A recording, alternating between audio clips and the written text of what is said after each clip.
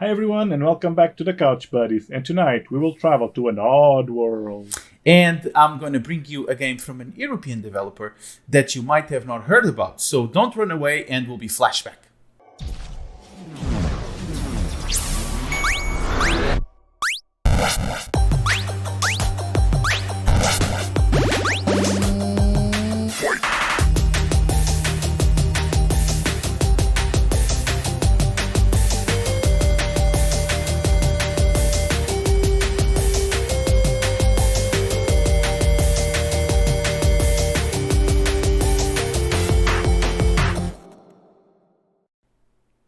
Welcome, guys, to another Couch episode.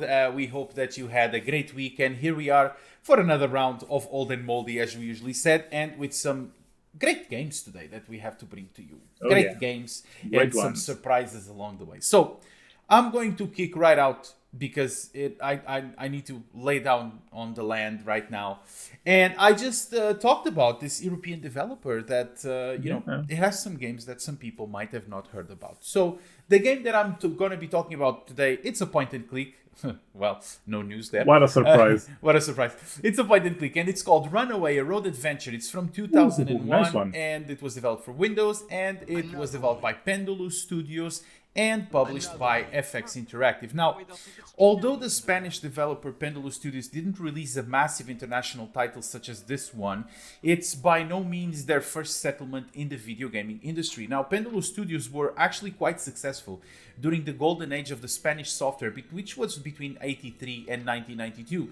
Some of their previous titles were, and now excuse me with the name here, were Igor, Objective Wicocahonia from 1994 and Hollywood Monsters in 1997. Both of these games were point-and-click adventures. They were both extremely well-made graphic adventure titles that definitely will need your attention, and we'll plan to bring them to the couch one day. Now, as for Runaway, a road adventure, it tells us the story of an American college student called Brian Basco that by accident prevents the murder of Gina Timmons, a lounge singer, by the New York Mafia. So she was about to be murdered by the New York Mafia, and our good friend Brian just runs over her with his car and basically ending up saving her in the process because she was about to get killed. As usual in this type of stories, the plot has a lot more than meets the eye, and thus, after hearing Gina's story, Brian decides to help solving the mystery of a strange crucifix given to Gina by her father, which is also a US government employee. So as you guys can see now, extremely original story here, as we said in the last couch episode, extremely original, these kinds of stories that have US government employees involved and stuff like that. Contrary to the previous titles of Pendulum, although there is several spots of humor in this game, it drops the parodical comedy that was, in previous titles such as the one that I just mentioned, the Hollywood Monsters, but intensifies the drama along while keeping it a very familiar references to movies like Pulp Fiction and, for example, Woody Allen classics like The Manhattan Murder Mystery, which is actually a big influence to the ending of this game, was exactly that movie. Using the same but polished graphical engine of Hollywood Monsters from 97, it's undoubtedly similar to the graphics we've seen in games like Broken Sword or, for example, Full Throttle. It's that kind of cel-shaded animated graphics that they have, which is quite cool, and I think that works really well for the graphic adventure genre. Even being extremely based on the LucasArts type of gameplay for a point-and-click, Pendulum still managed to include a feature to make this linear progression game slightly more challenging. So there are several objects that are going to be used in this game that, despite that they are visible and you can actually click on them, we won't be able to use them or pick them up until we can make a sense of it. So whether it's going to be by talking to other characters or performing other actions, those choices will remain locked, thus some backtracking will be necessary in the game. And the reason here is because the object might be in front of you, but until you have a reason to use it, you might not be able to pick it up. So this actually forces you to go back, as I was saying, doing some backtracking, but also explore a lot of the story, try to talk to every single character possible to understand, the little details here and there of what you need to do on this game. And again, despite that the glory days of the graphic adventure genre were long gone, Runaway had a very good reception in Europe as well as in its home country in Spain, triggering the financial success of Pendulum Studios to develop Runaway 2, The Dream of the Turtle in 2006 and Runaway 3, A Twist of Fate in 2009.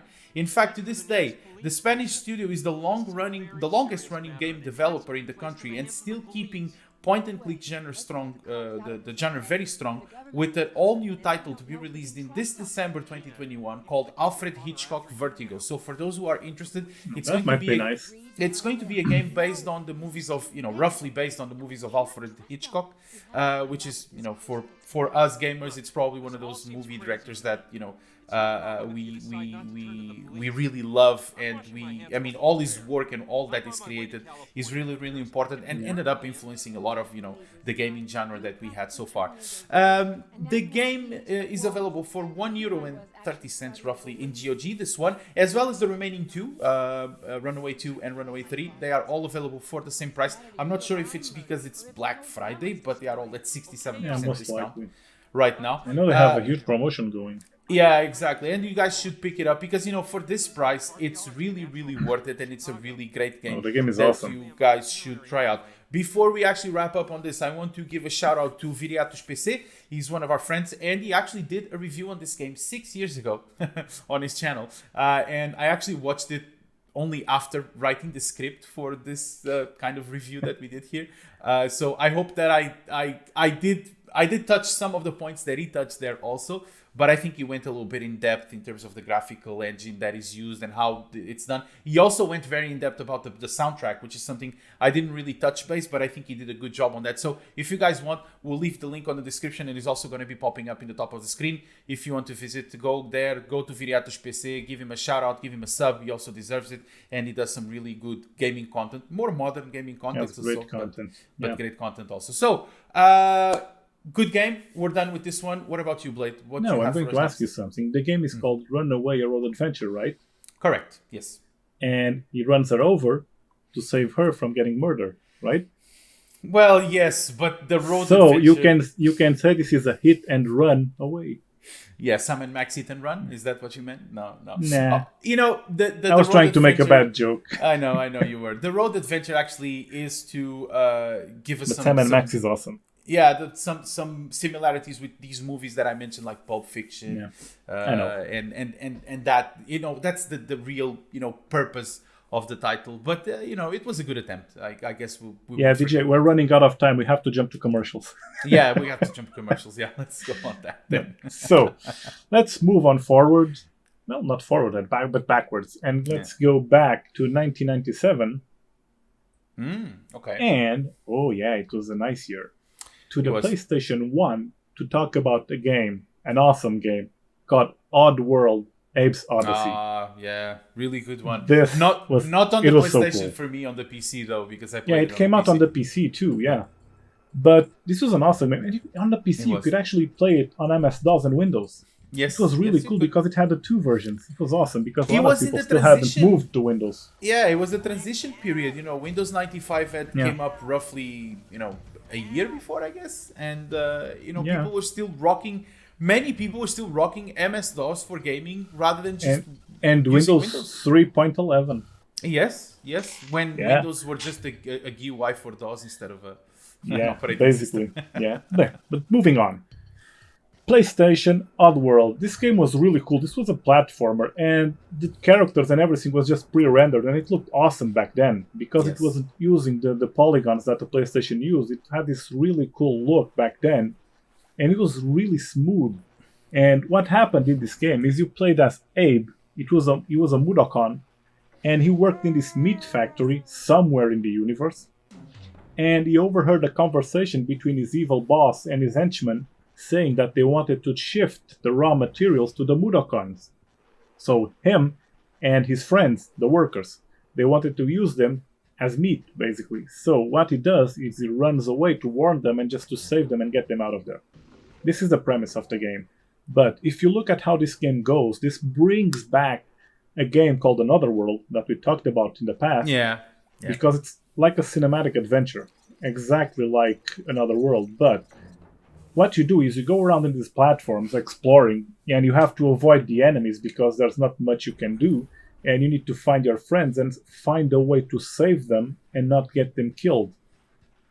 And your first objective is to run away from the factory, and then the game goes on through different areas. And I'm not going to ruin the story. The cool thing about this game is the character had these voices that were so cool. He would walk to another Mudokon and he would just say, hello. Hello. And they would just turn to you and say, hello. Hello. And you would say, follow me. And they would say, okay. Follow me. Okay. And they would go after you. Just this. So simple, And- but yet so entertaining. But you could just get to them, and this was the funny thing. You could just go there and just go, hello. And they would say, hello. And you could go, fart. And they would start laughing. It's so stupid, but you could just simply do this for fun. And what you have to do is just ask them to follow you. And then there was these bird circles where you chanted, and it turned into a portal so they could run away. And you had to take them there to save them. And you could sneak around. There were different mechanics in this game. You could even mind control one of the specific enemies. I remember that. And there was no combat, right? No. There was no real combat because at all. you couldn't fight. No, you could actually pick up some grenades and throw them, but you had to be fast because otherwise they would blow up in your hands. But that's exactly the point I wanted to make, is that And it was really challenging. it The game was exactly really hard. it was challenging without even recurring to the usage of weapons or anything as such. Like you wouldn't damage enemies. I mean, as you said, with the grenades and stuff like that. But I don't really recall as being a game of okay, now I have to kill this guy and then move to the next platform. No. I mean, you would have to hide, wait for him to go. You would have to enter the doors. There were actually ways sometimes to kill them. Even when you start the game, right at the start, you have the second enemy you spot. Yeah. You can just go to an elevator, activate it, and go down, and the enemy will just fall down and kill himself. But again, this is what I'm saying. But, it's scenery based. So you were using the scenario or the background, let's say, to actually do something. It was much more based on stealth mechanics, let's say. As a platformer, rather than this is probably like we should have Nicole here to talk about Metal Gear Solid again. but that was a tip. That was a wonderful game, and I remember playing it. Not in the beginning of my PC days, I would say. Probably, a bit further down the line. This was further down the line, probably in the 3D accelerators, time period, most likely, like late 90s. I would say probably early 2000s. I know that the game is from 1997, you said? 1997, correct. 1997. But I think I played it later. And it was because of the success that this game had on the PlayStation 1. Because I saw, obviously, as I said, there's not a lot of my friends that I had back then had computers. Most of them had, consoles. Again, cheaper alternative. Not saying that I'm rich, but as I usually say this a lot of times, my parents had invested on a computer, so they wouldn't buy me a console, and that's why I never had consoles, anyways. So, but most of them had them on consoles. And one of the things I noticed is that I had so much more fun playing this with a controller than with a keyboard. It was so much more fun when you would grab a PlayStation controller, and especially platformers, it would make so much sense to have a controller instead of a keyboard and a mouse. Later on, I ended up acquiring one for the PC to connect to my sound card back then, but it wasn't the same thing. Game controllers. We still connected game controllers to the game port under the game card back then. It was a huge port. It was an MPU 401 port that was used for MIDI devices and also for to game ports. Back then things were. But the thing was, getting these things to work on, especially on MS-DOS, it was a freaking nightmare. It was, Windows, turned that much easier with calibration and software that we could use inside the operating system itself, especially Windows 95. But the funniest part in MS-DOS was just editing the config sys file, and so you could free up memory. So you could free up memory so games would work. Yeah, I had a very good system. I had basically a menu system that if I would select one option, it would give me XMS memory. Another option would give me EMS memory. Some of them with EMM386 loaded in to get the managed memory memory management module. I had a lot of tricks and things back then, especially on the DOS games. You needed to have convention. You needed to have the 640K of conventional memory, as much as possible, that conventional memory for the games to run. So Yeah. yeah, this was kids nowadays. If you're listening to this, I'm glad you don't have to go through this anymore, because Be happy. yeah, Be be really happy, happy. because that was stupid. That was stupid, and I don't see Yeah. any reason for that to be like that back then. Anyways, moving to the next game, and it was not precisely. It was almost a year ago to this day. It was actually on the 25th of November 2020 that we were launching our fourth couch episode. And on that same couch episode, I talked about a game that, or I talked about the first ever release of this game series, and I talked about it on that couch episode. Do you remember which game that was, Blake? And let's go back to 1995, to the release date of the PlayStation, the first PlayStation, and let's talk about none other than Wipeout.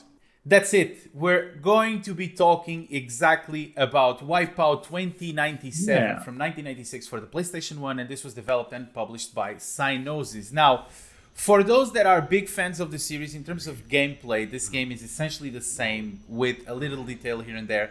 And for that reason, I'm going to approach this one more as a personal experience rather than a full review on it. But, for those that have been living under a rock for the last 30 years or so, Wipeout is a futuristic racing game where we use anti-gravity vehicles to race around roller coaster-like tracks to get the best position possible. On this new installment of Wipeout 2097, we will have this time 8 new tracks to compete in several modes where we have to hit different objectives. Similarly to other games of the genre, changing the level of difficulty would simply increase the top speed of the craft through 4 of the speed classes that exist. Some games, some other game modes are available, like arcade and such, but the most important ones that we have on this game were the challenge modes, which was kind of like a championship mode, where we'd have to race the track around and finish it first place. So we would have to win it. This was a very player-centric approach where you could only be crowned, the champion of that track if you finished in first place. While playing the challenge, if you finished below third place, it would take away one of the 3 lives available, and when all lives were depleted, you would have to start the challenge again. If you succeeded to finish first all the races or all the tracks and races in first, you would unlock the Phantom Speed class, and you also unlock the Piranha prototype class craft. So despite this title was, and this comes around my personal experience here, that despite this title was available for Windows, I actually wanted a challenge back then, and I went ahead and I actually emulated this on Bleem.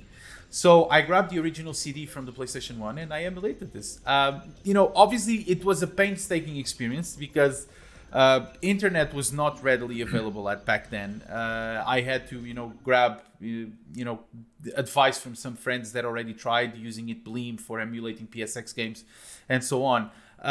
The emulation wasn't perfect, but the challenge was is that the sheer joy of using a PlayStation original disc on my CD-ROM on my computer and being able to play a game that was not made for that system, that was priceless. And that was the whole experience about this game. There's not much to cover about it. It's pretty much the same as the first Wipeout, but again, it seems that the second iteration of this game, 2097, was actually the one that is still considered one of the best games for the PlayStation console. In fact, I believe that, if I'm not mistaken, this is the 14th best sold or highest unit sold game for the PlayStation was the Wipeout title, and it was one of the first one was one of the launching titles of the PlayStation also. Reminding you also that in 2017 it was released for the PlayStation 4, as I said on the last video, actually on the fourth couch episode, Wipeout Omega Collection, that includes the remasters of both Wipeout and Wipeout 2097, and another game called Wipeout 2048. It has lots of new games modes, crafts, includes contents from the PlayStation portable titles for Wipeout, and all of this for less than 20 euros on the PlayStation Store. I think that it's a really awesome good deal. bargain. And it's one of those games, I actually have it on my PlayStation. It's one of those games that you sit back on the couch, just fire it up, and it's just enjoy it. Immense fun. I mean, it's so fast-paced, it's so graphically amazing, especially this new one, the 2048. I think that it's just absolutely amazing, and for the price that it is, it's really worth it. And another game that we wanted to bring back. That was actually the first game I ever bought for my PlayStation Portable. I got it on launch day with the PSP, and I also got Virtua Tennis, and a new MD movie called Bad Boys. I brought the three of them home with the console. When I bought my PSP, which was one that I had, unfortunately I don't have it anymore. I had the 1004, which was a fat one, the first version. Yeah, the first one. Yeah, they were giving you a voucher that you could choose a game and a movie, or it was just a movie. I don't remember exactly. And I had to buy everything. You would just mail it back and ask which movie you want. They would give you a list. I chose the first Spider-Man. I have still at home the first Spider-Man in UMD. Do you know what everyone knows about the PlayStation Portable is a specific name called Dark Alex. Everyone knows who Dark Alex is if you had a PlayStation Portable. Rumor says that then he was hired by the PlayStation to... Yeah, rumor has it.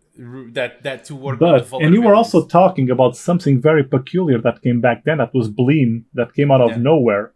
Yes. And it not only did it emulate games on the PC, it also emulated and ran PlayStation games on the Dreamcast. Yeah. Because it was awesome. Because that's based on Windows CE. That's a Dreamcast. So anything that would run on Windows, well, I wouldn't say anything, but being based on Windows CE, it was awesome. Yeah. It was a paid emulator actually, back in those days. It was. But again, this is one of those topics that we could, go on and on about emulation, especially the early days of emulation. That was so great back then. Playing all types of all console games on the PC was just amazing. But we have to go to our last game of the day, right? I remember a lot of things regarding emulation, specifically when you got the first Nintendo 64 emulator, something everyone said was impossible. And they introduced the concept of HLE emulation back then. But that's a story for another time. Yes, it is. Let's go to our less moldy moment.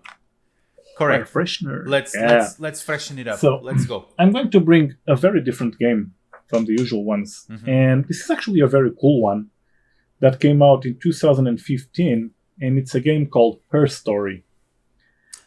This game is, well, I honestly have never played anything quite like it before. And I do recommend that you pick this up and that you learn how to play this game, because it's really enjoyable. You did play something like this game, just not now. You probably played it in the mid-90s.